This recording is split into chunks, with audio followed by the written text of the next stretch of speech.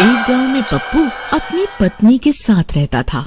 उस गांव के लोग बहुत गरीब थे, लेकिन पप्पू शहर में नौकरी करता था, इसलिए वो अच्छे खासे पैसे कमा लेता था। फिर नया साल आने पर उसे कुछ दिनों की छुट्टी मिलती है। फिर छुट्टियां बिताने वो अपने गांव की ओर चल देता है। गांव को लौटते वक्त वो शहर से एक नया टीवी खरीद लेता है। फिर जैसे ही वो गांव पहुंचता है, उसे रास्ते में कुछ गांव वाले मिलते हैं। बैलगाड़ी पर इतना बड़ा टीवी देखकर सब गांव वालों की आंखें फटी की फटी रह जाती हैं। फिर पप्पू खुशी खुशी टीवी लेकर घर पहुंच जाता है। उसके टीवी की खबर पूरे गांव में फैल जाती है। अजी वाह वाह, आपने तो मेरा दिल ही खुश कर दिया जी। मेरी सारी सहेलियां तो जल भुन जाएंगी। फिर पप्पू टीवी को अपने कमरे में रखकर उसे चालू कर देता है। तभी सब गांव वाले उसकी खिड़की से झांक झांक कर उसका टीवी देखने लगते हैं। फिर रात होने पर, अरे प्रियतम, तुम कोई भूत की फिल्म देखना चाहोगी क्या? बड़ा मजा आएगा।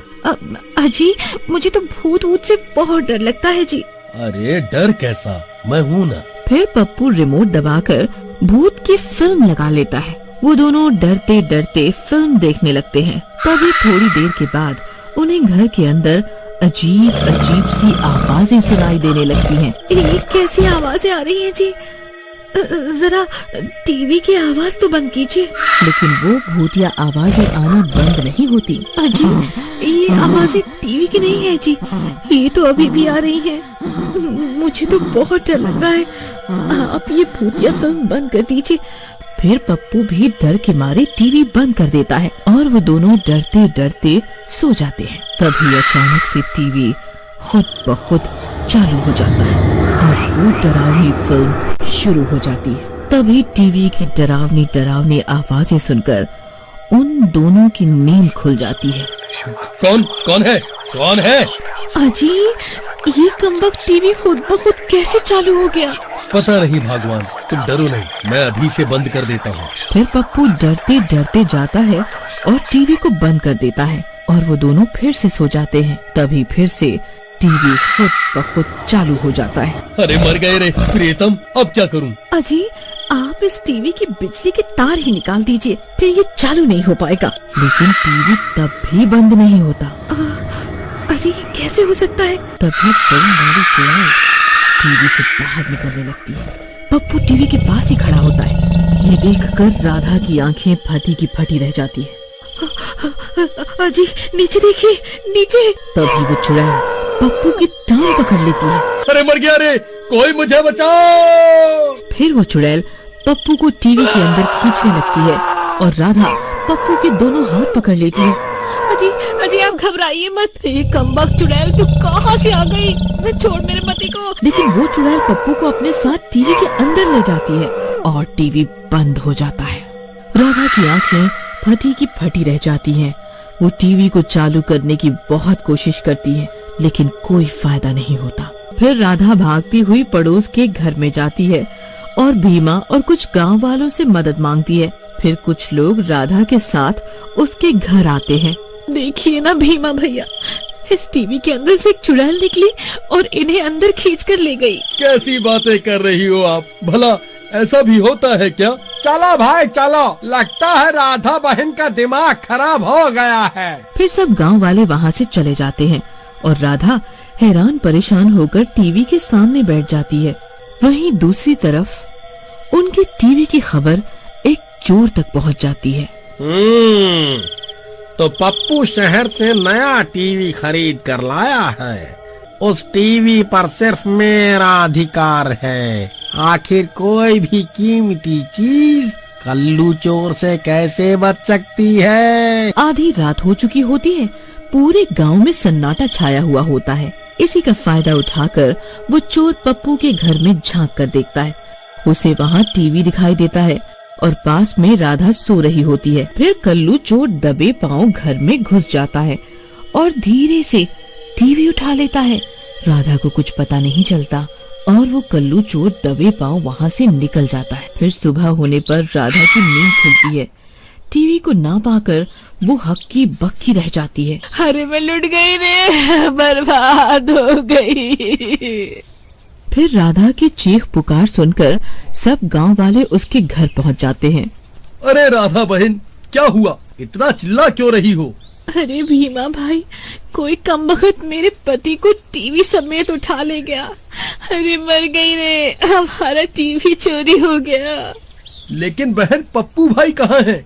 उन्हें बाहर बुलाओ, मैं अभी उनके साथ जाकर दरोगा जी से इसकी रिपोर्ट लिखवाता हूँ। अरे नास मिटे, बताया तो है कि वो कमबख्त चोर टीवी के साथ साथ इन्हें भी उठा कर ले गया है। कल रात को टीवी की चुड़ैल इन्हें अपने साथ टीवी के अंदर खींच कर ले गई थी। हाय, अब क्या होगा? तो लुट गई रे, बर्बाद हो गई। लगता है राधा बहन को टीवी के चोरी होने का सदमा लग गया है, तभी ऐसी बहकी बहकी बातें कर रही हैं। अरे वाह वाह, आज तो मजा ही आ गया। एक काम करता हूँ, इस टीवी को बेचने से पहले कुछ दिन इस टीवी के मजे ले लूं, फिर इसे बेचूंगा। फिर इतना सोचकर वो चोर टीवी को चालू कर देता है। तभी अरे भाई, मुझे बचाओ, मैं इस टीवी में कैद हो गया हूँ।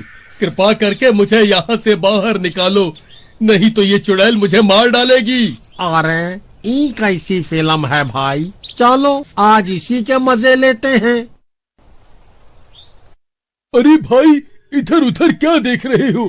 मैं यहाँ फंस गया हूँ, मुझे यहाँ से बाहर निकालो। तभी वो टीवी की चुड़ैल पप्पू को गर्दन से उठा कर ले जाती है। मुझे बचाओ, बचाओ। और फिर टीवी अपने आप बंद हो जाता है। कहीं ये टीवी खराब तो नहीं हो गया? अरे यार, अगर ये खराब हो गया तो कोई इसे खरीदेगा नहीं, क्या करूं?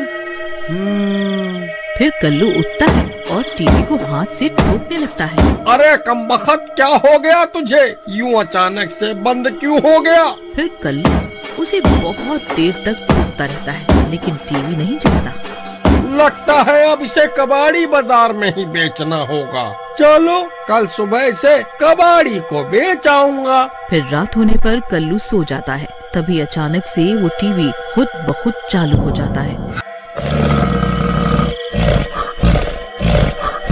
और डरावनी डरावनी आवाजें आने लगती हैं। डर के मारे कल्लू की नींद खुल जाती है। ये कैसी आवाजें हैं भाई? अरे ये टीवी कैसे चल गया? ये तो खराब हो गया था। अरे वाह वाह, मजा ही आ गया। अब मुझे इसके बढ़िया पैसे मिलेंगे। फिर कल्लू टीवी को बंद करने जाता है। तभी वो चुड़ैल टीवी से अपना हाथ बाहर निकालती है और कल्लू की टांग पकड़ लेती है। कल्लू ये सब देखकर चौंक जाता है। फिर वो चुड़ैल कल्लू को भी टीवी के अंदर खींचने लगती है। अरे भाई, कोई है? बचाओ बचाओ। टीवी भाई, मुझे माफ कर दो, मैंने तुम्हें चुरा कर गलती कर दी। मैं तुम्हें वापस तुम्हारे मालिक के घर छोड़ आऊंगा, लेकिन मुझे छोड़ दो। अरे मर गया रे। तभी वो चुड़ैल कल्लू को टीवी के अंदर खींच लेती है और टीवी बंद हो जाता है। अब कल्लू भी टीवी के अंदर होता है। वहाँ उसे पप्पू मिलता है। अरे भाई, ये कैसी जगह है? ये मैं कहाँ आ गया? अरे भाई, तुम तो वही हो जो इस फिल्म में काम कर रहे थे। तुम यहाँ कैसे? अरे बेवकूफ, मैं कितनी देर से तुझे बोल रहा था कि मेरी मदद करो। मैं यहाँ टीवी में फंस गया हूँ। मूर्ख, अब तू भी टीवी के अंदर ही है। यहाँ एक चुड़ैल है जो रात होते ही लोगों को टीवी के अंदर खींच लेती है। अरे गया रे, ये मैं कहाँ फंस गया? भाई, अब हम बाहर कैसे निकलेंगे? मुझे नहीं पता भाई। तभी वो चुड़ैल वहाँ आ जाती है और उसे देखकर वो दोनों भागने लगते हैं। अरे भाई, क्या हम अब कभी इस टीवी से बाहर नहीं निकल पाएंगे? मुझे नहीं पता भाई, ये टीवी रात होते ही खुद ब खुद चल जाता है। हमें उस वक्त का इंतजार करना होगा। तभी दूसरी तरफ उस भूतिए टीवी के चोरी होने की खबर पूरे गांव में फैल जाती है। सब लोग उस टीवी को इधर उधर ढूंढने लगते हैं।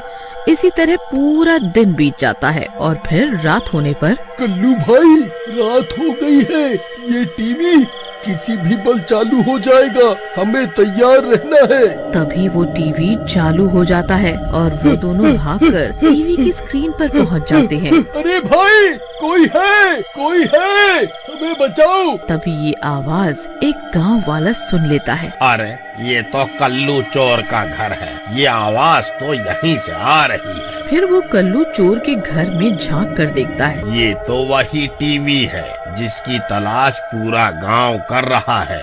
फिर वो घर के अंदर घुस जाता है। अरे पप्पू भाई, वो देखो, हीरा ने हमें देख लिया, अब हम बच जाएंगे।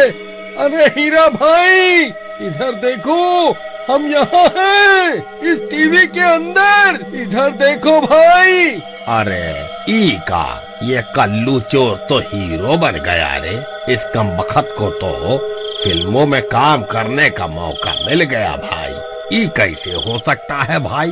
अरे नास मिटे, मुझे किसी फिल्म में काम नहीं मिला है। मैं और पप्पू भाई इस टीवी में फंस गए हैं। यहाँ टीवी के अंदर एक चुड़ैल है, वह लोगों को टीवी के अंदर खींच लेती है।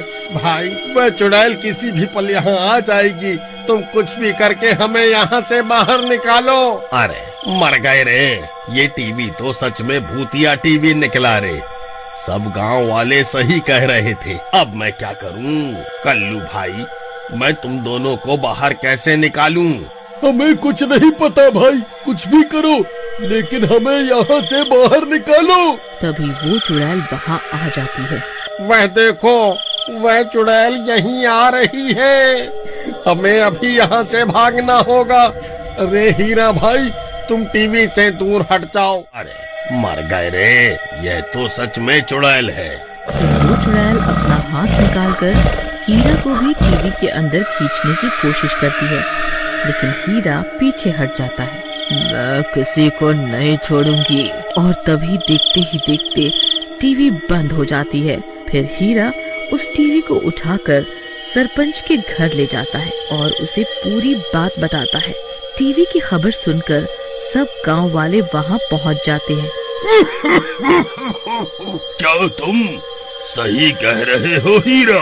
सरपंच जी, हीरा भैया बिल्कुल सही बोल रहे हैं। लेकिन अब हम इन्हें टीवी से बाहर कैसे निकालें? सरपंच जी, ये टीवी खुद ब खुद चालू हो जाता है, हमें बस इसके चालू होने का इंतजार करना होगा।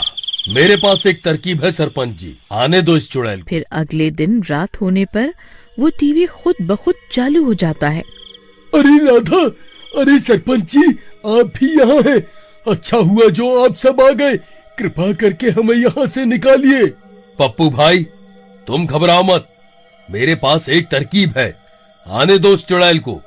फिर भीमा हनुमान जी की मूर्ति को कपड़े से ढांक देता है और टीवी के पास रख देता है। तभी वो चुड़ैल उस मूर्ति को इंसान समझकर टीवी के अंदर खींच लेती है। फिर जैसे ही मूर्ति से कपड़ा हटता है, चुड़ैल की हालत खराब हो जाती है। अरे रे रे रे, अरे मर गई रे, अरे ये मैंने क्या कर दिया? अरे मर गई रे, मर गई। फिर हनुमान जी की मूर्ति से तेज प्रकाश निकलता है और चुड़ैल जलने लगती है और देखते ही देखते जलकर राख हो जाती है और टीवी का काला जादू खत्म हो जाता है और कल्लू और पप्पू टीवी से बाहर निकल जाते हैं। अरे बच गए रे, हम तो बच गए। पप्पू भाई, मुझे माफ कर दो, मैंने ये टीवी तुम्हारे घर से चोरी कर लिया था। अब मुझे ये टीवी नहीं चाहिए भाई। कृपा करके तुम इसे अपने